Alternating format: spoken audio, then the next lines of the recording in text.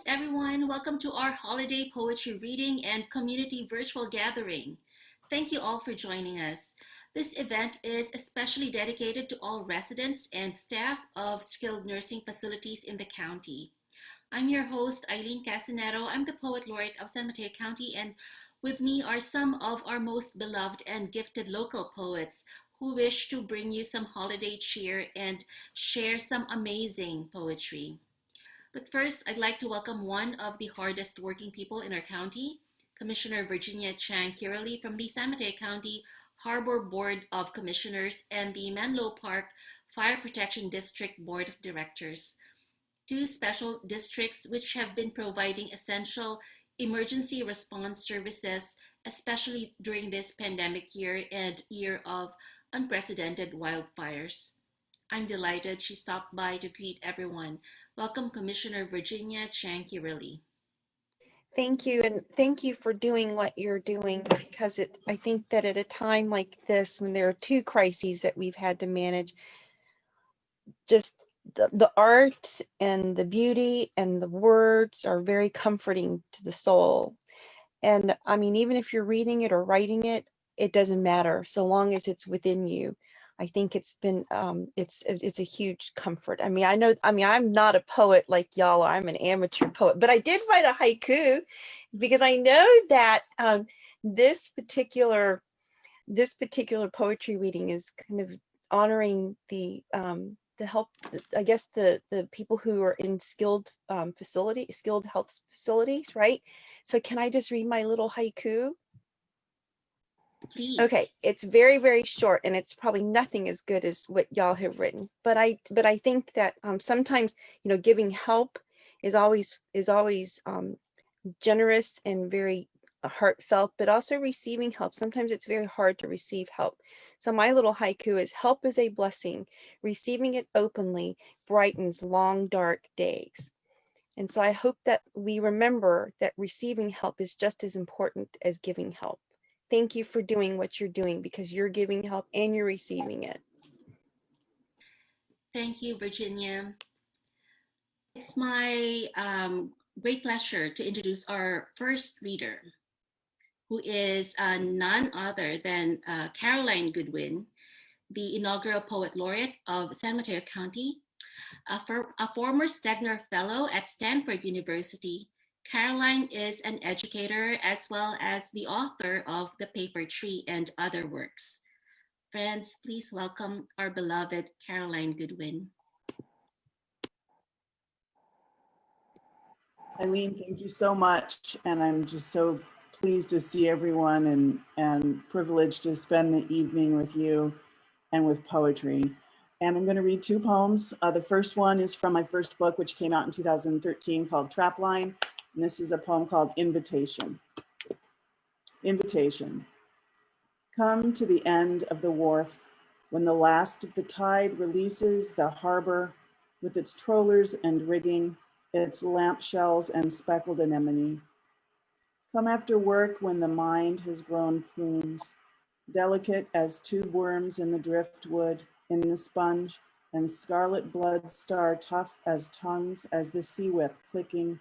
Here is the hornmouth and rental trap and chitin, and quahog and cockle and wrinkle of the human knuckle, that rim inside the human eye.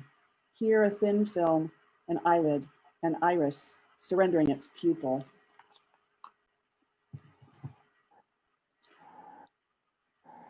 And part of living in San Mateo County that's so amazing is our beautiful landmarks, one of which is San Bruno Mountain. So this is a poem I wrote called Mission Blue for San Bruno Mountain. And it's kind of about the beautiful endangered butterflies that make their home on San Bruno Mountain. Mission Blue. I go up before sunrise, before the light finds the promenade and salt flats and marina, the baylands and lagoon alive with willows and goldeneye, before the door opens in the east and the night shift clocks out, and the parents and older brothers and sisters come home to the younger ones to wake them and prepare the first meal of the day, my own mind opening into the familiar, into the old grief blue as a glacier, I go up.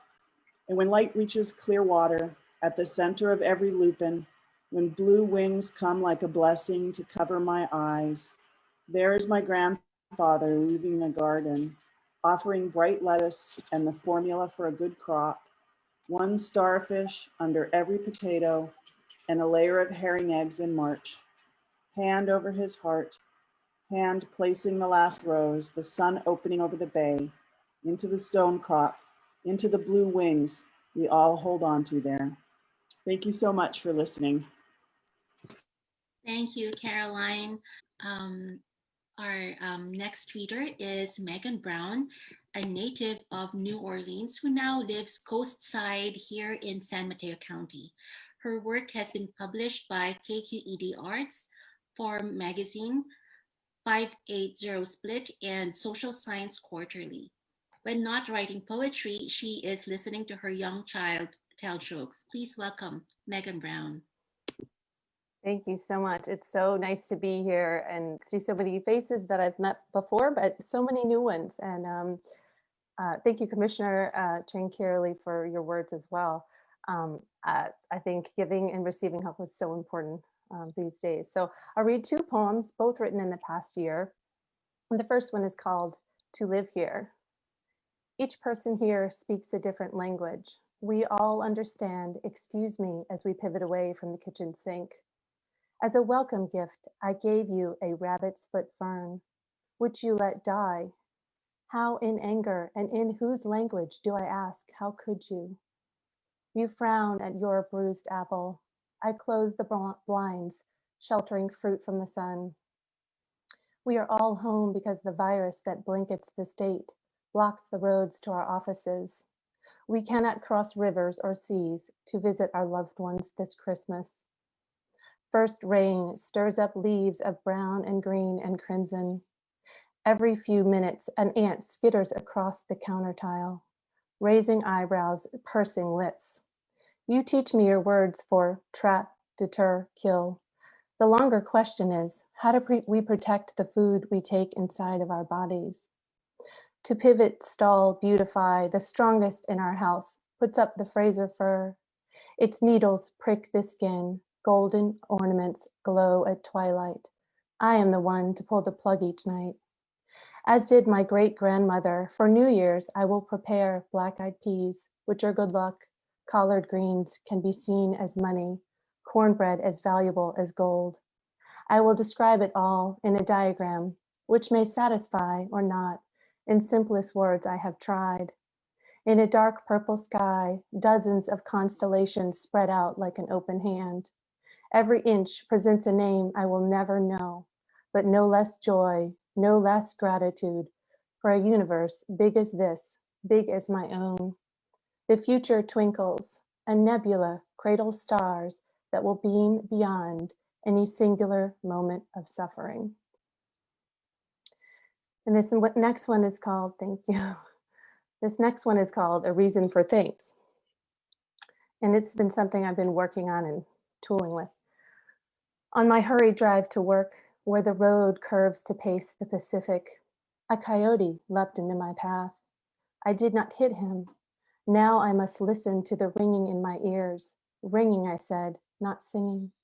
A droplet resounds in the kitchen sink, a reminder to never waste water.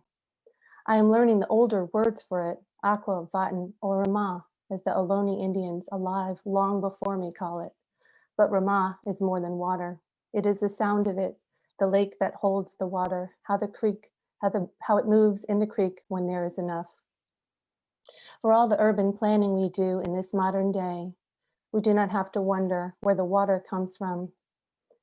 Neither must we guess what our world will look like when we are gone. In this way, I am content as a pin drop in the vocabulary of time. I feel no pressure to travel to the moon or terraform Mars. Yet in this one life, we must be good to ourselves, to our bodies. These words on the wall of my son's school. If I do not take care of my body, where will I live? We must reside in love. We must extend and give thanks for our own beating hearts, those that beat far away, long ago, those yet to be. Thank you. Thank you so much, Megan. Thank you. Our next reader is Joe Cottonwood, the author of 9 published novels, 3 books of poetry, and a memoir. His most recent poetry collection is Random Saints, released this year by Kelsey Books. He lives in the coastal mountains of San Mateo County, where he built a house and raised a family under giant redwood trees. Please welcome Joe Cottonwood. Hi, thank you so much for arranging this reading. I look forward to meeting new people here. It's a pleasure for me as well. I've got a short poem that I just I just wrote it last week. And I'm just inspired, you know, this pandemic has made us all made me at least just take a year out of my life and just stop. And at our age, we can do that. But for teenagers, a year out of your life is just unthinkable. So I was watching a couple of teenagers in town who were definitely not taking a year out. And I was just inspired by it. And this is called An Impossibly White Egret in Mud. That word was impossibly. An impossibly white egret in mud by the pond stands alone, alert, without a mate, watched by a tortoise, undisturbed by basketball thumps, where a bouncy teenage girl trades shots with a surprised-looking boy. She's no athlete, lacks the arm strength to launch a three-pointer, lacks the practice to sink an easy shot. He tries to look cool and fails as he shows off the layup, the foul shot. He's more circular than tall, not built for basketball, short curly hair on a round head, like a child's drawing with a half-loop smile. She's the figure with stick legs, tall in baggy sweatshirt with bright eyes, ringlet hair glowing like a campfire. As the athlete, he's in charge.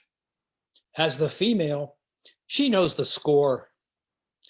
If he doesn't fall for her, he's an idiot, while the egret takes wing in search of a more fertile pond. Okay. And now, thanks. I'll go back about 43 years to, I didn't write this poem 43 years ago, but that's when the event took place. It's a Christmas poem. Seemed like I should read one for this group this season. When I had a 1-year-old child, it's called Red Wagon, Black Lab.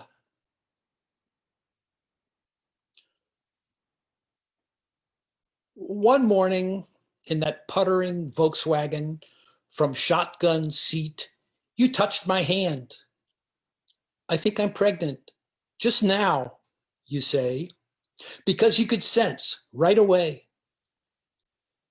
Now that boy of 1 year and 2 months is an adventure each day. Christmas Eve, I hear a screech while washing dishes. A dog hit by a car. By the time I can run to it, 10 more cars have passed. Thump, thump, front, rear, thump, thump, 10 times. Nobody stops. I pull the black body off the road, remove the collar, call the Humane Society, who notify the owner. The owner's son comes in his sports car, says, "It's an expensive Labrador." Was. I take a bath, dog blood on my hands. Behind our cottage, a branch fell off the pine, an offering. That limb we set upright and decorate with cookies, popcorn, cranberries. In the bedroom, you light candles. Christmas Day, we unwrap gifts, mostly simple, homemade. The big one, a wooden wagon I painted red on wheels of an antique pram. He's okay with it, not thrilled. We drive to the beach. This the boy loves. A giant sandbox with windswept driftwood, stinky kelp like giant fettuccine. Suddenly your eyes flicker. You reach for my hand without a word. Another unwrapping. That'll be it. Thanks. Thank you. Thank you so much, Joe.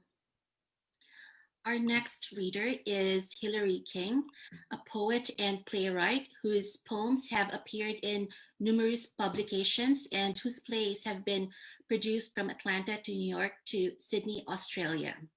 Her poetry collection, The Maid's Car, is available from Kelsey Books. Welcome, Hilary King. Thank you. Thank you for having me. I love that poem, and I'm going to follow it up with another dog poem, if that's okay. I wrote this last spring when I was doing a lot of pandemic poetry writing. And this one is called The Dog is an Essential Worker. These days, our dog sleeps in the hallway between the kitchen and the living room, a space he ignored back when Mondays meant the house was empty and he could sneak up onto my daughter's unmade bed. Now the house serves as school and office and bubble for 4. It's loud with Zoom calls and video games and the smell of sourdough rising. The dog lies his long body down in this passing space, alert for every time my husband rises from his keyboard, every time my son comes to inspect the pantry, every time I walk through with laundry or laptop. The dog knows every moment now is a moment to receive love or to give it, to offer your soft fur for stroking.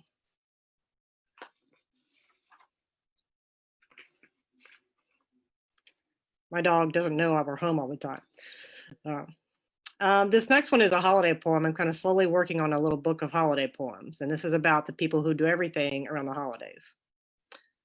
This is called Check on the Tree. Are her needles dry, her branches sagging? Does she need a drink? Or does she already have something stronger in that holiday mug? She does a lot this time of year, arms out all day, head bent from the shining we require, our presents bunching her skirt. She misses her friends, how they grew up together, cool in the evergreen canopy of their laughter. In January, take her to the forest, or at least the garden. Let her needles knit the soil and the new birds of winter visit her branches. Thank you for having me. Thank you so much, Hilary. Next reader is Phyllis Klein, a psychotherapist specializing in trauma.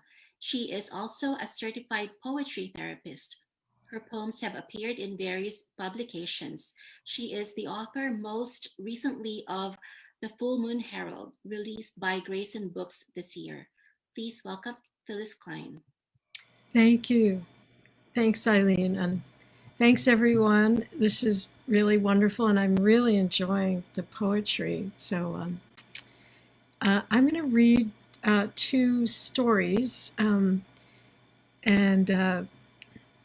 The first one is about, they're both actually real, true stories. The first one probably doesn't need much more of an introduction. So it's called In Which Len Reads to Phyllis at Bedtime.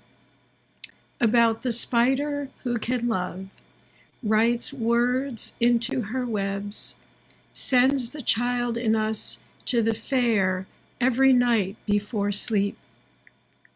That innocent, sweet, runty pig getting bottle fed by the girl who won't see him killed by her father. How he gives her a chance at rescue, the way you took a chance on me. our luxurious mattress in the kingdom we call sleep. The ravenous rat who finds the words for the spider, those words you read to me, some girl, terrific. Our story told in iridescent phrases, reaching off the page into my shelter as I fall into sleep. You put the book away, turn off the light. That barn, that farm animal society. The pig, buttermilk washed, now famous in radiant light of the words in the web, who won't become bacon and chops, who will sleep soundly on his manure pile until the humble end. How we learn to repair the cracked fences of childhood, each post reverently restored, each picket fastened to each rail becoming a lattice called home.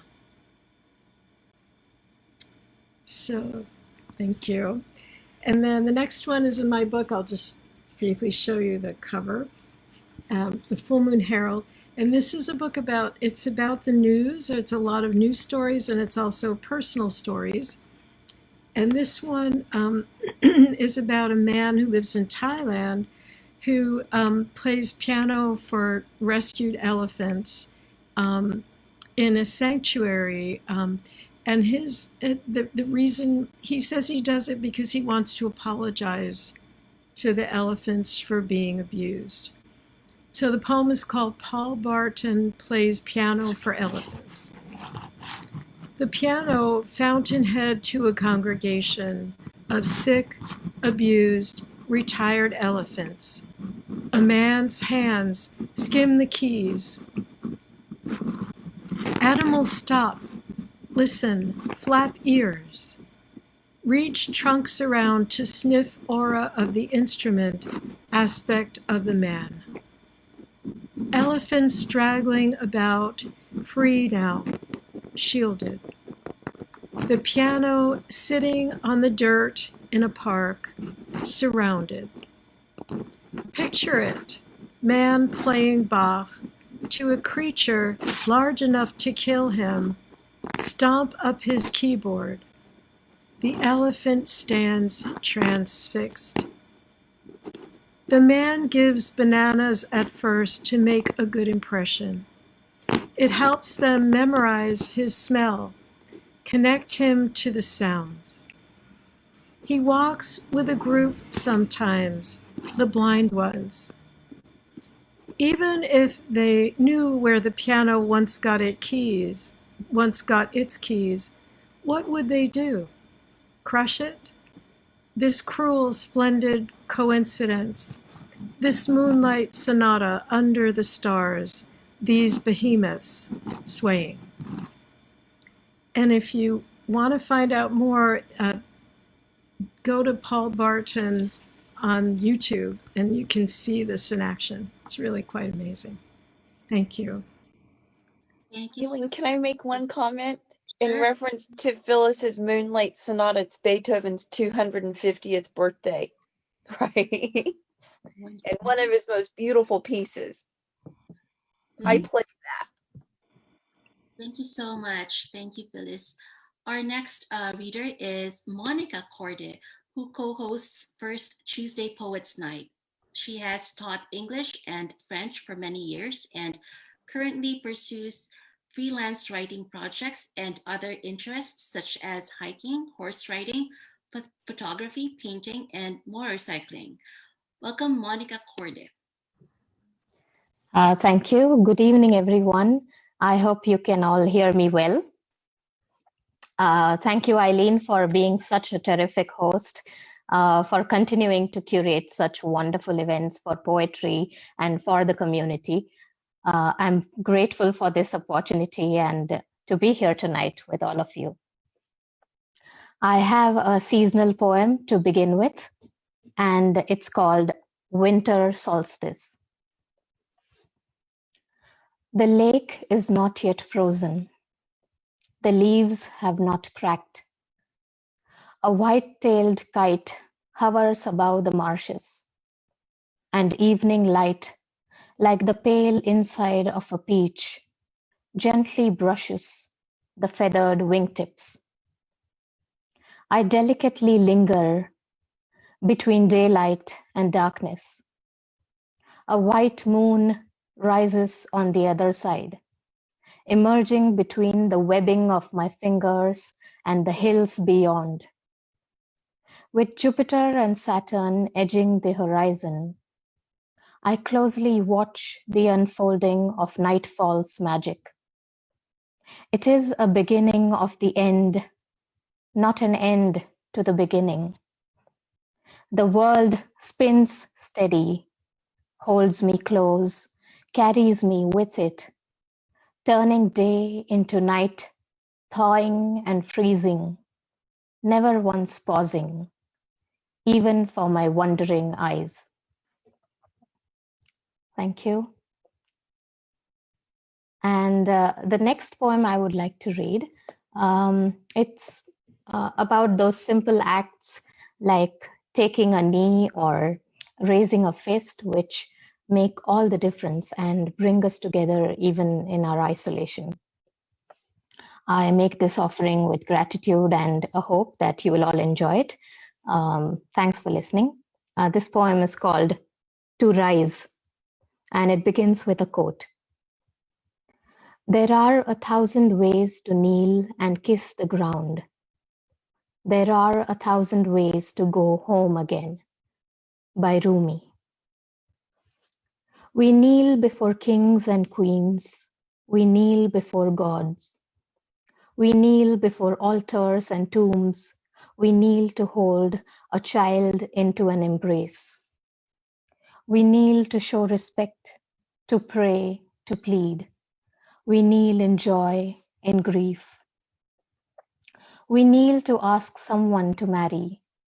We kneel to give someone a CPR. We kneel to ask for forgiveness. We kneel to show gratitude.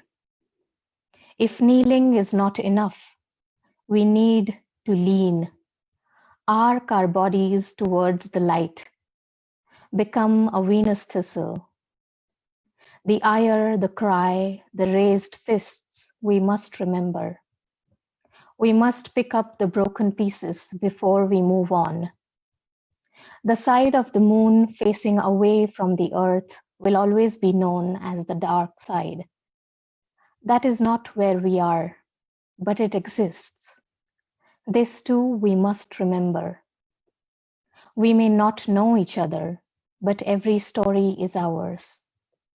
We may not sing the same songs, but every song is ours. We kneel to weed the garden.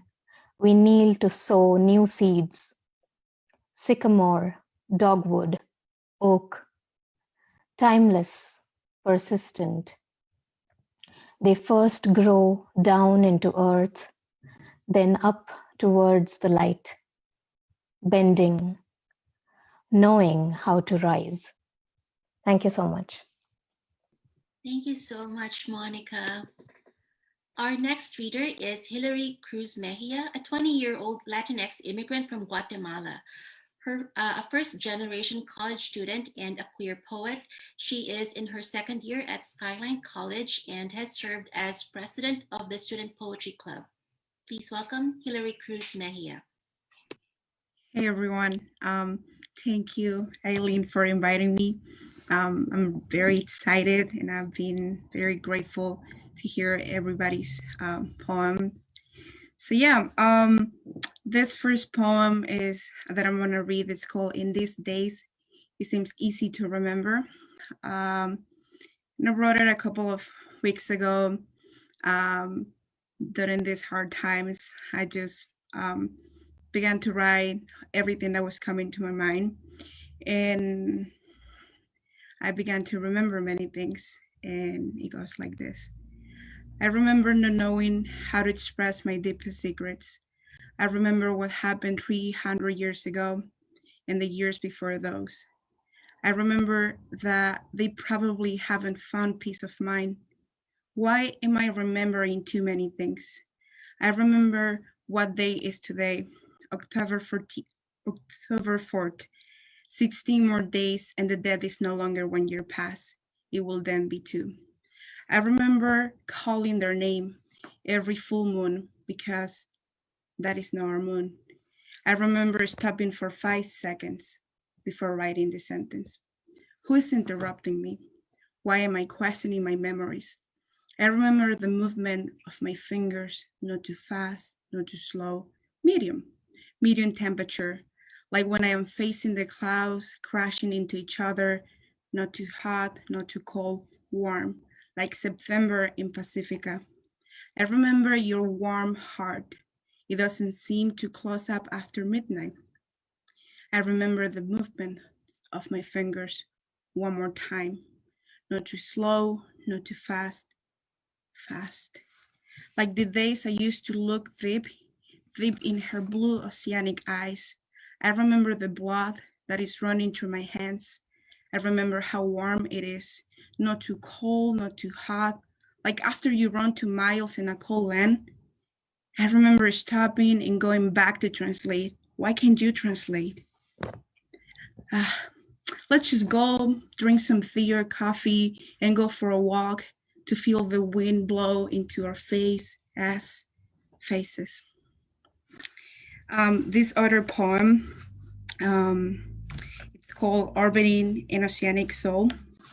I wrote it a week ago, I think, and I wrote it thinking about my sister and how she's going through hard things and how I realized that she must be not the only one who is going through many things, and I want to help and I want to find a solution, but I cannot find a solution. And in my poem, I think I found a solution, and it's just being there. So the poem is called Orbiting an Oceanic Soul. I feel she's breaking into pieces, that a school doesn't give her the energy to take herself dancing, that she's daydreaming, that she's taken herself to the ground, that I cannot remind her of her name. And it feels like I am swimming with my eyes closed. I feel she's losing sight of who she is, that my hands hold no strength, that the room takes her heart to waves of nostalgia, that her heart is in pain, her heart.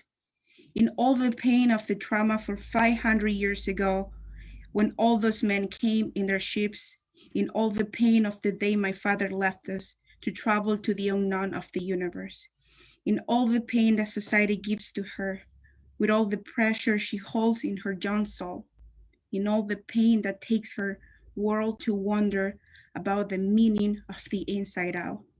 And it feels like I am swimming with my eyes closed. I feel I no longer hold power. I no longer have the power to speak words and let my words guide her world. And all the pieces continue to become tiny pieces, pieces of consciousness, of inspiration, of souls, of time, of adventure, pieces of heartaches, pieces of reminders to hold her tight, to let her swim alone by herself. And it feels like she wants to swim with her eyes closed as well. And I am swimming, and I want to swim with my eyes closed and let my waters calm, let her inside out connect with the tiny pieces of art in her chest. Thank you, everyone. Thank you so much, Hilary. Our next reader is Diane Mumie, an award-winning poet and artist and the author of the poetry collection Nothing But Itself. She is co-host of the popular long-running reading series Coastside Poetry. Please welcome Diane Mumie.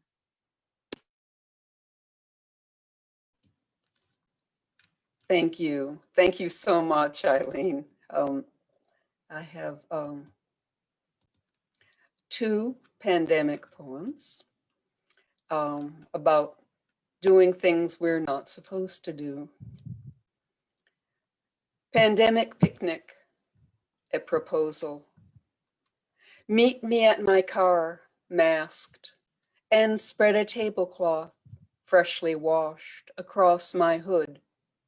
I'll have made us bread. We'll take a fender each.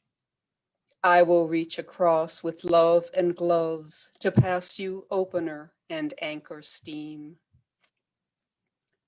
Sanitize your hands, a dish, a mango, and a knife. Make slices, turn the rind.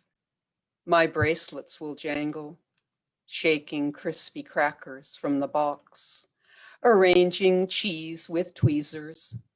Crows will wait to catch the things we drop.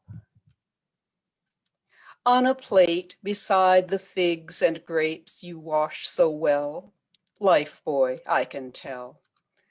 Finger bowls of alcohol, in case. Pigeons will pass over, sure to leave a billet doux. How very blue and white our sky. I'll say I do believe tomorrow's forecast is for thunder showers. We have umbrellas, and ours. Ours.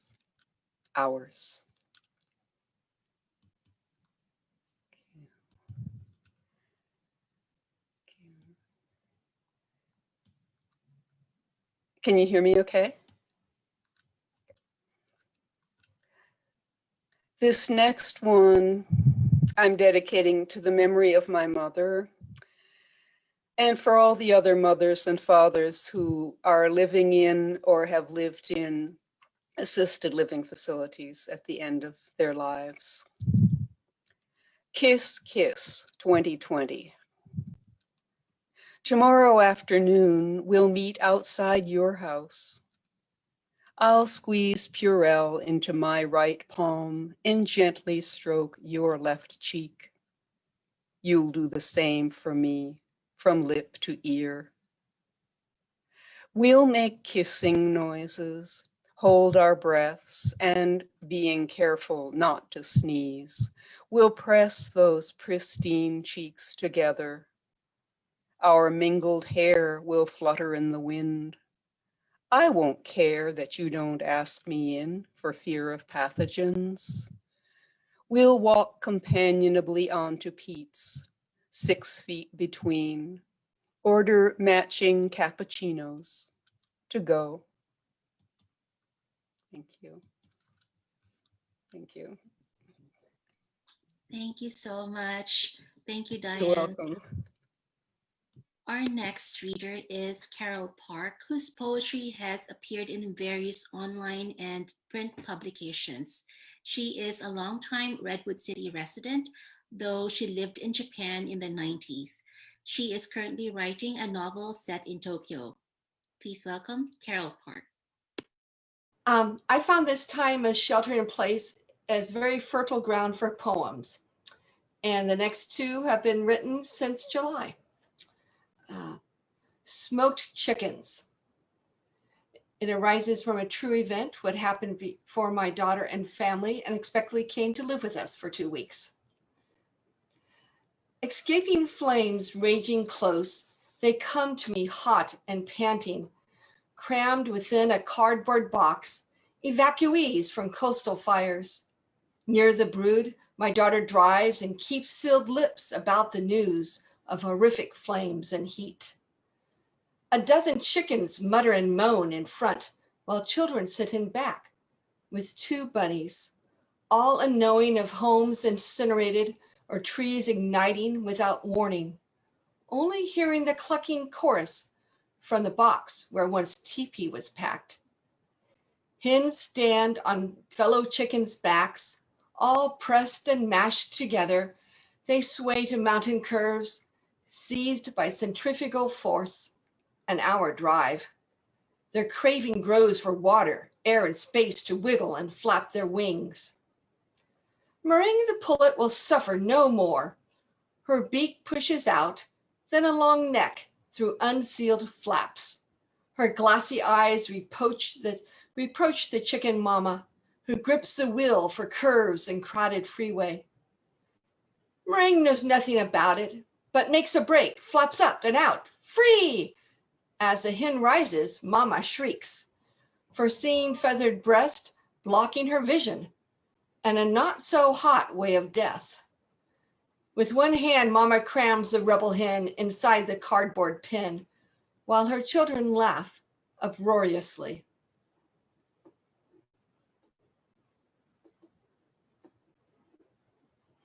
Okay.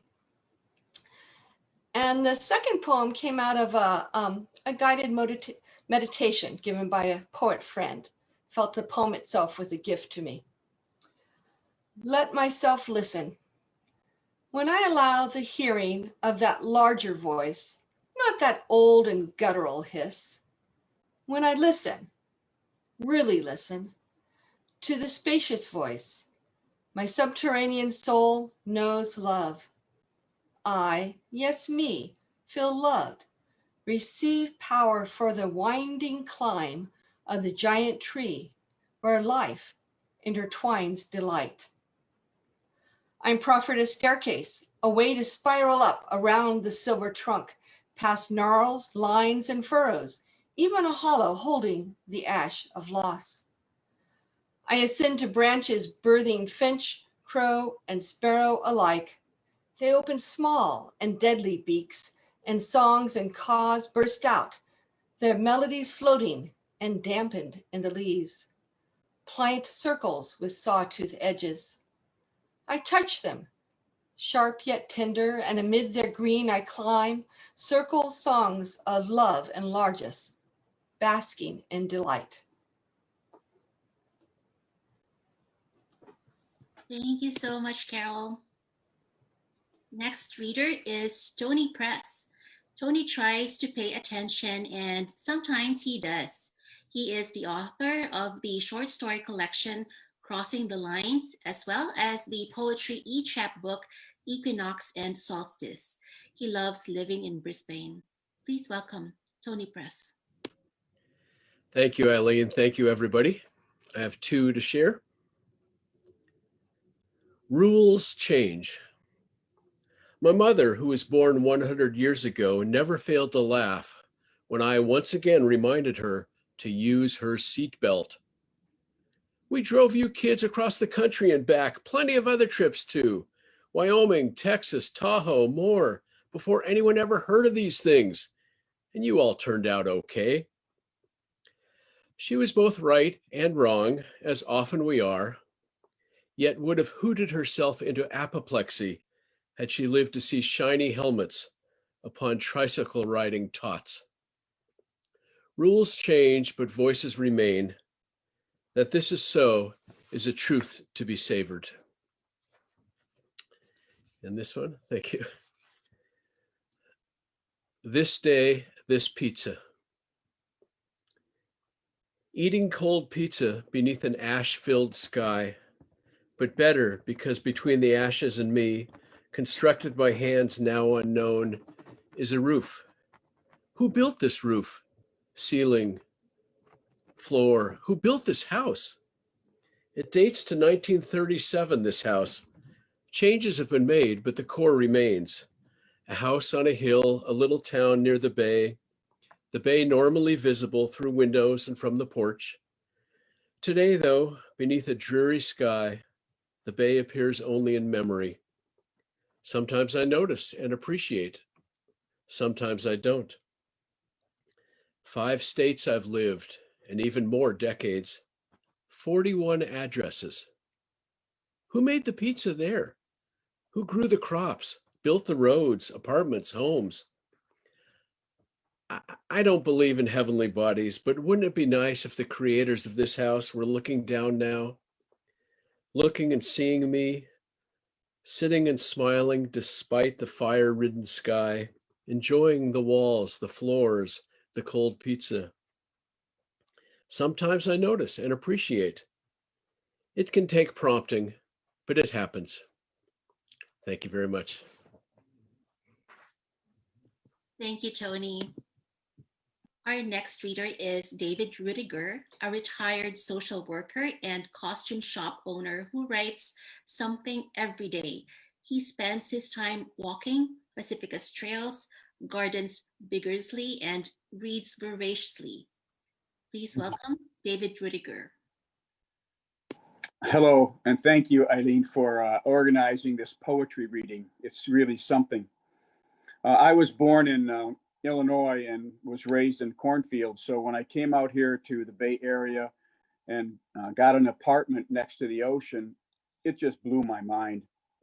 So I wrote 2 poems about the ocean recently. The king's tides are among us right now. The tilted ocean is wildly magnificent today. A great wind grinds the waves into a white froth as far as the eye can see. Birds are blown around, flying for their lives. Stalwart and sure-footed, a few human beachgoers bend into the wind, absolutely dedicated in their march to the edge of the big water. What for? It's cold. It's windy. And who am I to question the ocean's ferocity or human idiocy? Because I am one of those trudging idiots. Stocking capped, mufflered, and winter coated, I plant my flimsy beach chair firmly with sand gritted teeth near the moving shoreline, staring tearfully into the maelstrom, feeling alive. Thank you. This second poem is a few thousand years old, but I modified it. And it goes like this. Alleluia, alleluia. There is such magnificence near the ocean. Waves are coming in. Waves are coming in. There is such magnificence near the ocean. Whales are jumping high and seals are swimming by. There is such an exaltedness in the sky. Sun is shining bright and clouds are milky white. And there is such a mystery near the ocean. The fog is rolling in. Alleluia, alleluia. Thank you. Thank you, David. Our final reader is Lisa Rosenberg, San Mateo County Poet Laureate Emerita and the author of A Different Physics, winner of the 2017 Red Mountain Poetry Prize. A former fellow at Stanford University, she holds degrees in physics and creative writing. This year, Lisa was awarded the Jurassic Artist Residency. Please welcome my dear friend and fellow Trekkie, Lisa Rosenberg. Thank you, Aileen. I must say it's an extra special delight to be here with my predecessor, Caroline Goodwin, as well as my successor, Aileen, who both of whom have done these just such formidable jobs of creating community and access to poetry and the arts and the incredible range of voices that we have in our county. So thank you so much, Aileen. I am going to make sure I give a quick shout out to the libraries, the county libraries who sponsor this, and to the Board of Supervisors. Deep gratitude to them. And then an additional special shout out here to my mother. You know, how often do we get to say, "Hi, Mom"? And I am so delighted that her facility has made it easy for her to join tonight. And she has been, needless to say, my lifelong supporter in the arts and all endeavors. So lots of gratitude this evening. I'm going to read one very short poem and one slightly longer poem. The first one is from my book, A Different Physics, and it's called Offering. This day, this hour, feast of paradox, of plentitude in the face of how we are taught. Scarcity, its army of thoughts, feeding at the seed ball, now and off again, like the junco or the house finch, red crest and all. The second poem is newer, and the events, this is a slightly post-winter solstice poem, so in just a few more weeks, it will be, I would say, the anniversary of kind of the triggering skyward gaze that sparked it.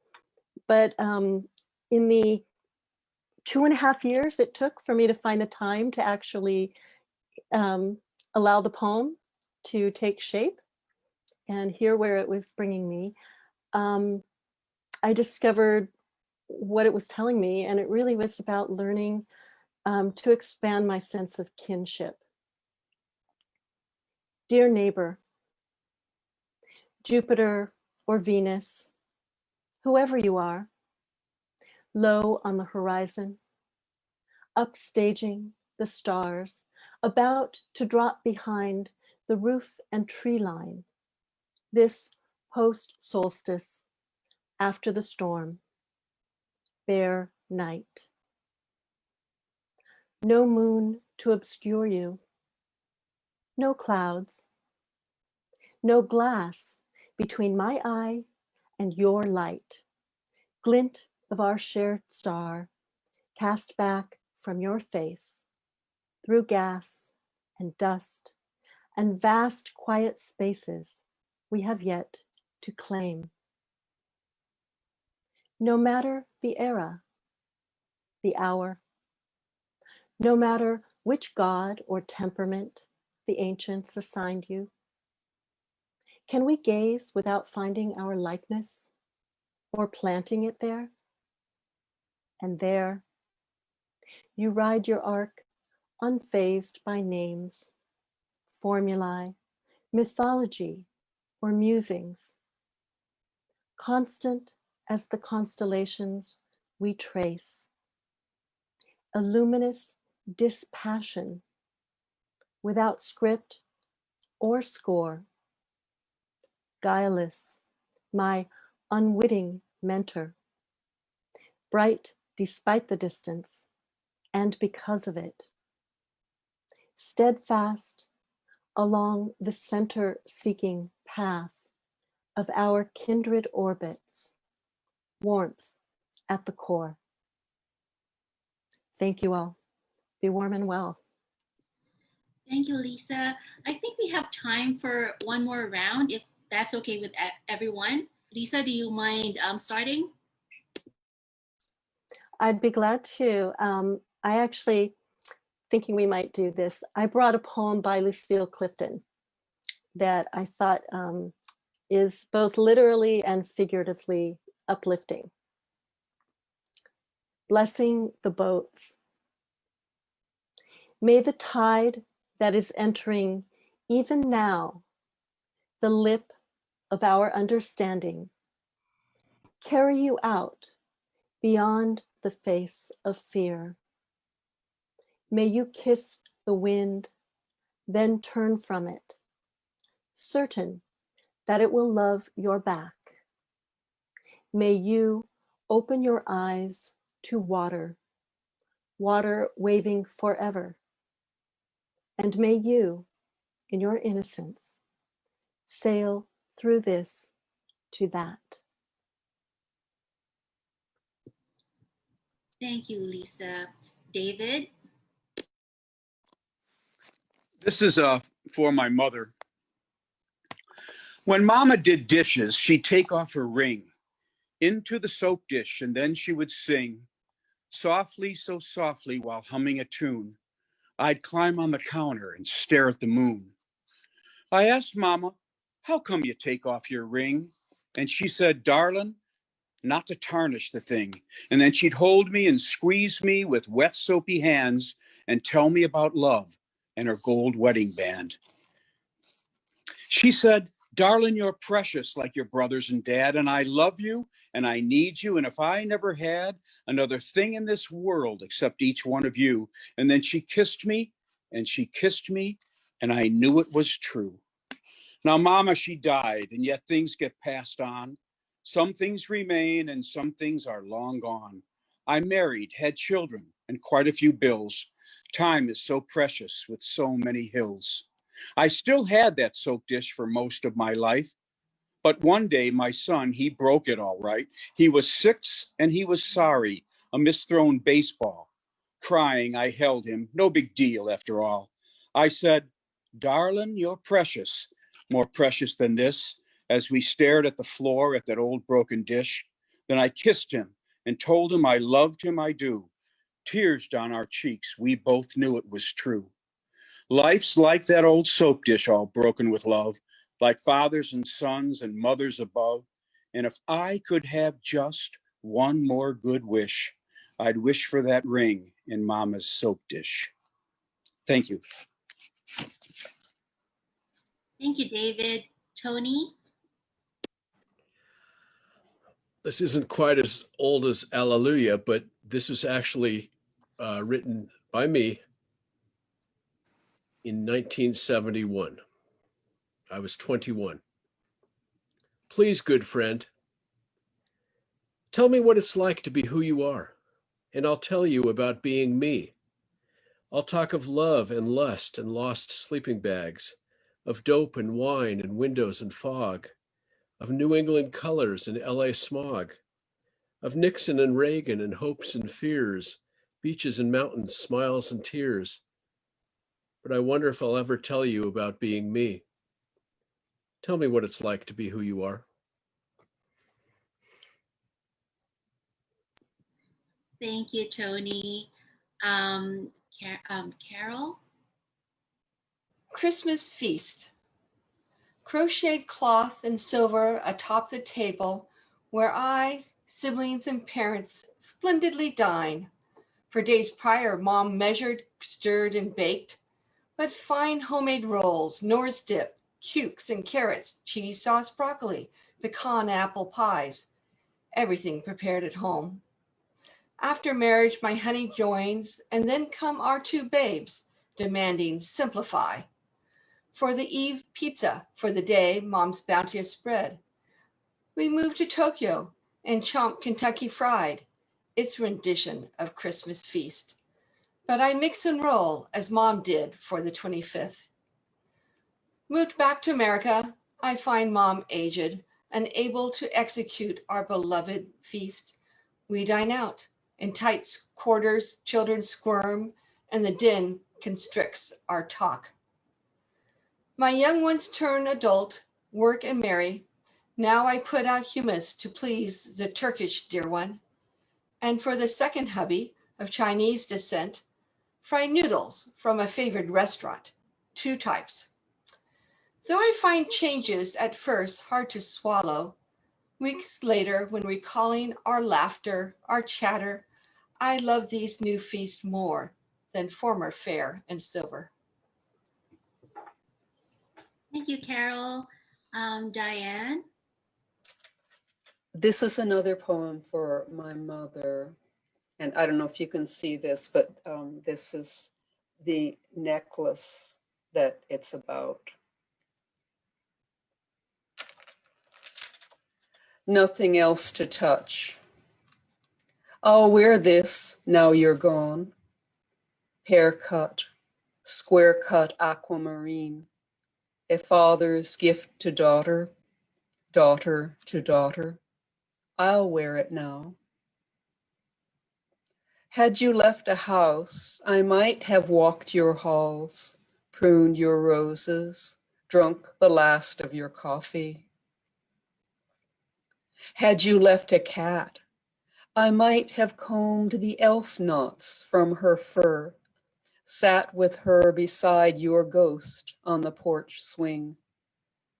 Might have, but since you swept down that passage empty as the day you came in, only thoughts were left behind.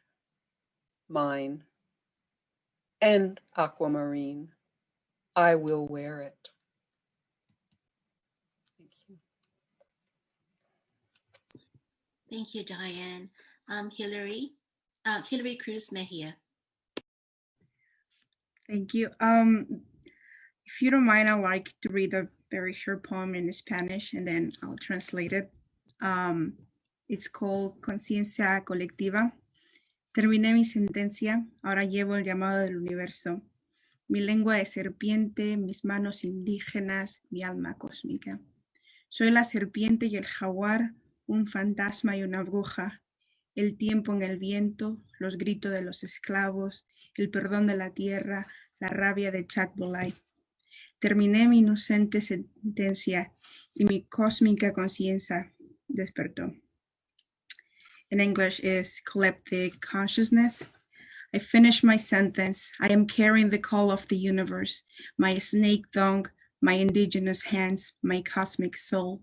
I am the serpent and the jaguar, a ghost and a witch, the time and the wind, the screams of the slaves, the forgiveness of the air, the rage of Chakbolay. I finished my innocent sentence and my cosmic consciousness woke up. Thank you. Thank you, Hilary.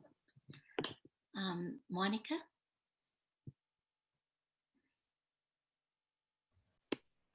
Sure, yes, thank you. Thanks again. And I would just like to take the opportunity quickly to say my thanks again.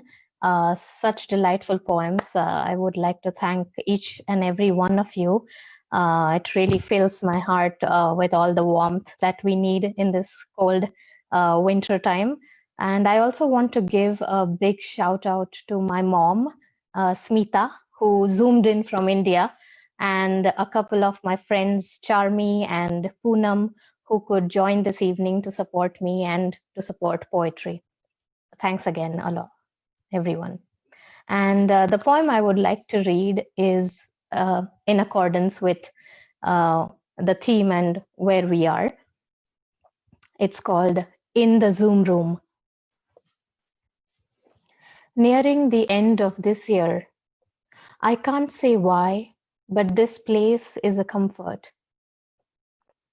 I lean against the window behind me, my glance floating along the surface in gallery view.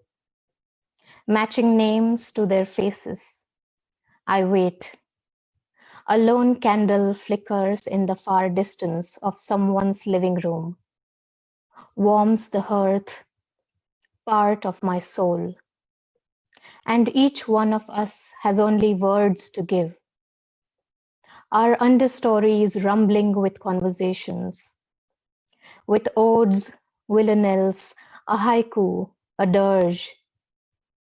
Only by offering a verse, if the world can mend, what is it that holds us back? In distance lies closeness, and I speak a poem under my breath. Hot, blue, and luminous word constellations whirling away in space, waiting for an outstretched hand to connect the dots, to make me whole again.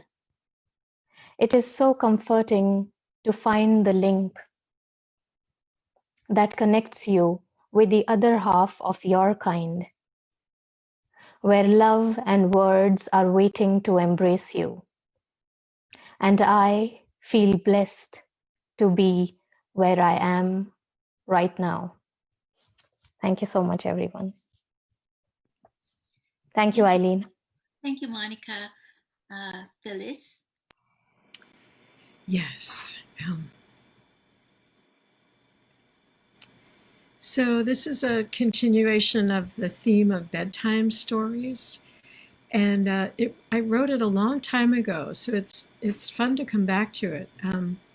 The prompt was to write from the point of view of a famous literary character.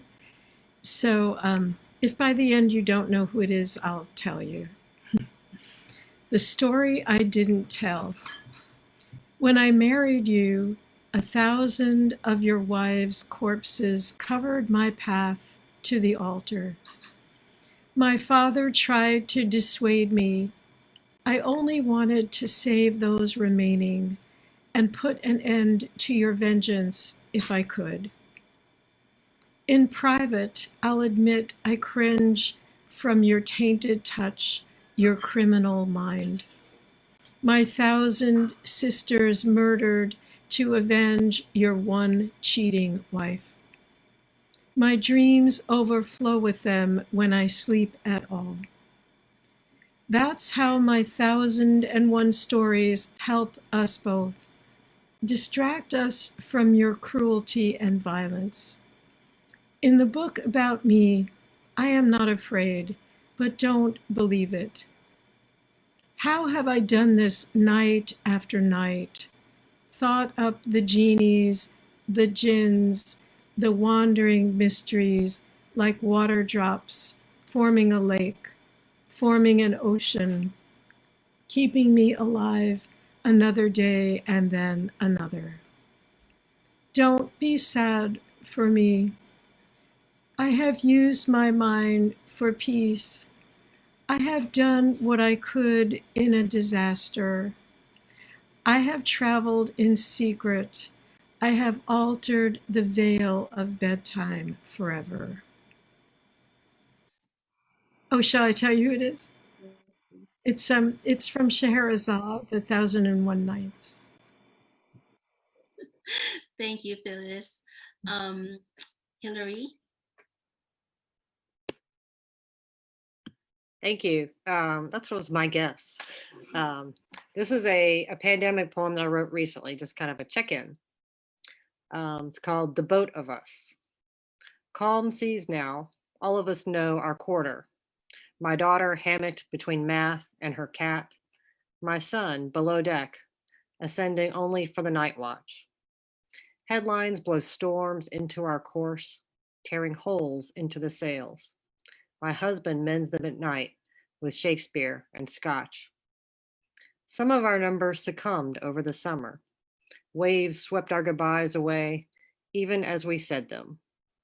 Hard work this living, cruel and dark and dulling.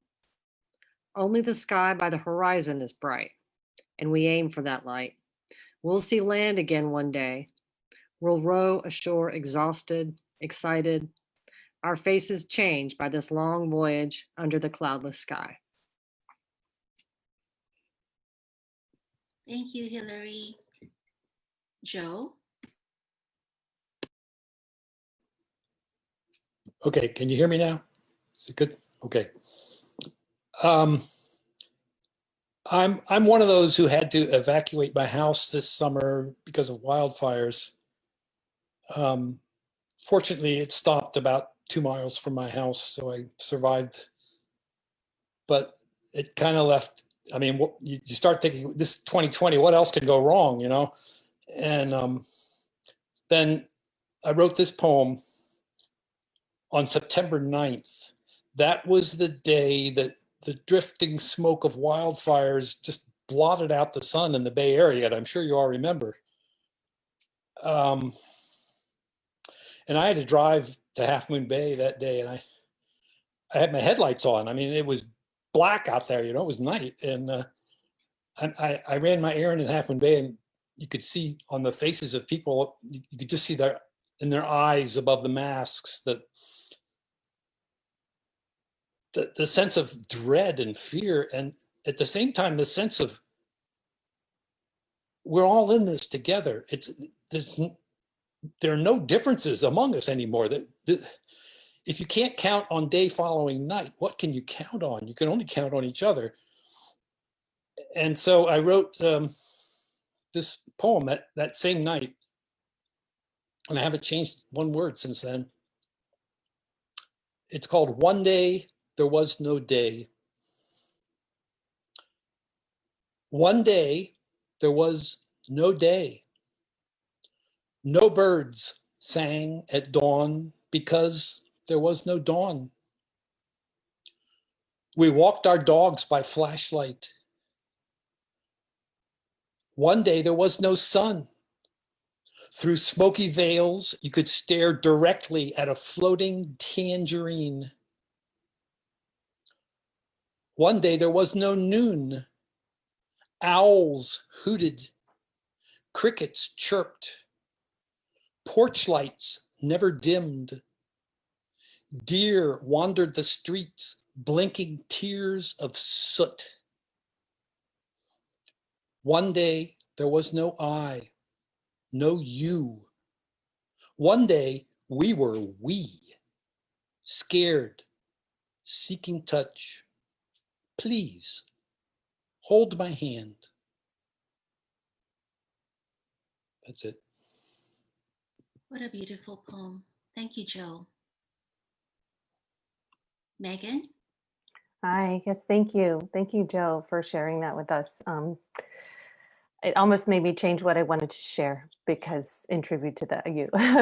But we've, on days that weren't so absent of a day, a lot of us have been outside, I think, as much as we can. And I have been confronted with gardening pests. So this is about that. This one's called Gopher Alter Narrative. In the still dark hours before others awaken, I need the absence of human sound. A walk so solitary, I hear the falcon flap its wing. The foghorn blows every 9th second. The barn owl that shrieked with hunger in the night has left our pines. Time will not wait for me, even with the wall calendar on last month's page. While I sleep, if you speak to me, I may not hear you. I am in the burrow of my dreams. A gopher appears on the golden horizon. Alone, she has built her house. When her weeks-old pups forge out, they too must duck from the killing snake. Sure as she emerges through the soil, she tills it with nutrients and oxygen. To you, her holes are landmines, easy ankle twisting. Her face of teeth among your radishes irks you to form a fist, but you forbear. The den of this environmental patron cradles snowfall, impedes erosion. Hours and thousands spent fencing the garden in, repelling her with rosemary, oleander, marigold.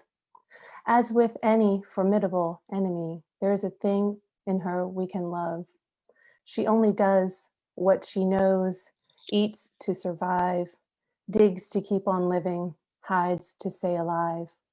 She persists, with or without us, shadowless and alone, in her dim subway, not asking for a rock's length of our silver moonlight. Thank you. Thank you, Megan. Caroline? Thank you so much, everyone. And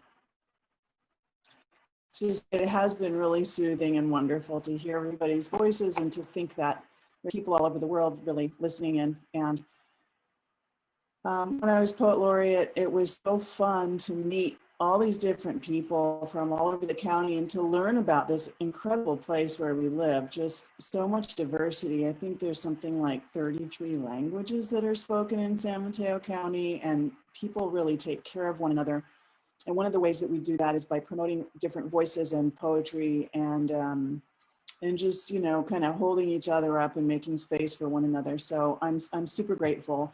And I will end with a short poem called The River Eight, EYOT, but I have to read the definition of eight, EYOT, which is a small island, especially used to refer to river islands found on the River Thames and its tributaries in England.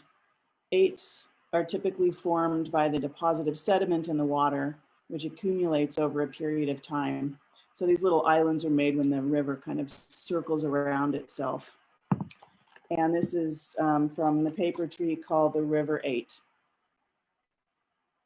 Child at the circle drawn in mud, willow branch and shining fur, humming under the surface, earwig and pillbug, crane fly and pearl, heron at the tide line, stock still, clamshell, thin white lines, milk thistle, quill.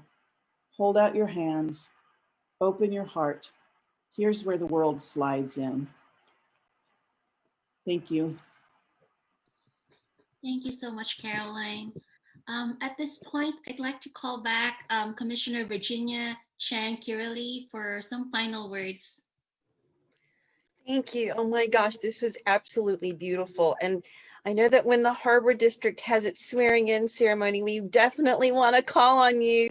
For those who wrote about the water and nature and the ocean and ocean life, I mean, it was just beautiful, and it's been an honor for me to be here. But I asked Aileen if I could just kind of read something that I literally just wrote about my observations on the campaign trail this year. I don't know if you know about this, but I had to run 2 campaigns this year, one for the harbor board and one for my fire board.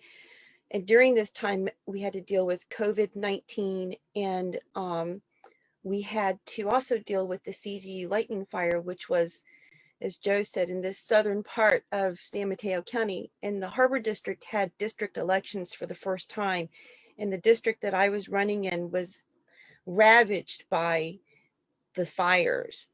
And it made so many things difficult, including reaching out to voters, because gosh, who wants to talk about a frivolous, down ticket campaign when people are so worried about losing their homes, and seniors who were afraid to be evacuated had to be evacuated, raising money, gosh, it's like I had firefighters who were helping victims in Ben Lomond and Boulder Creek because they were neglected by Cal Fire just because of where they were situated. And so my firefighters from Menlo Fire and our mechanic, we lent them water tiller and a refurbished fire engine, and we were able to collaborate with We Hope of East Palo Alto to bring provisions for people to live there so they could have a place to stay, a shelter. So, but during this time, during the big campaign, which is the presidential race, and even like in some of the other races, it doesn't matter what party you are, there were all these like little things to give people incentives to vote or to do, whatever, but they just felt like little morsels of food and nothing real genuine. And so I just think that what you're doing feeds the soul. And I think, we need to continue writing about the things that we observe, whether it's injustice or beauty or hardship, sadness, believing in helping and receiving help. Like I said, giving and receiving help. So these are just my observations from the campaign trail. I just wrote this again. I so amateurish. It's nothing compared to what y'all have written, but it kind of comes from the heart. Expect more than mere morsels. Look at the work that's done with a generous heart and an open mind. Empty promises make unresponsiveness unacceptable. We, the people, deserve more from our representatives. Expect more than mere morsels. So with that, I thank you for blessing me tonight with your beautiful work, beautiful art. And we're going to be calling on y'all because I want y'all at the Harbor District meetings to read your poems. Thank you for inviting me, Aileen. Thank you so much, Virginia. Thank you. This concludes our holiday poetry reading and gathering. A recording of tonight's event will be available tomorrow at SMCL's YouTube channel. I'm so grateful to all of you for joining us. It's such an honor to share this space with you and to be part of this community. Having said that, please remember that San Mateo County's mandatory stay-at-home order takes effect tonight at 11:59 p.m. Please stay safe, everyone. Can you all unmute and just say happy holidays? Happy holidays. Happy holidays. Happy holidays, everyone. Nice to meet Stay safe, everyone. everyone. Bye. Cheers to a better 2021, right? Yay, 2021. Yes, thank you for transporting me to your worlds. So good to see you all. I miss you. Thank you. Thank you. So lovely to meet everyone. Yes. Thank you so much, Aileen. Thanks once again. Thank you so much. Yes, thanks so much, Eileen. Thank you. Thank For you. pulling this group together. Bye-bye.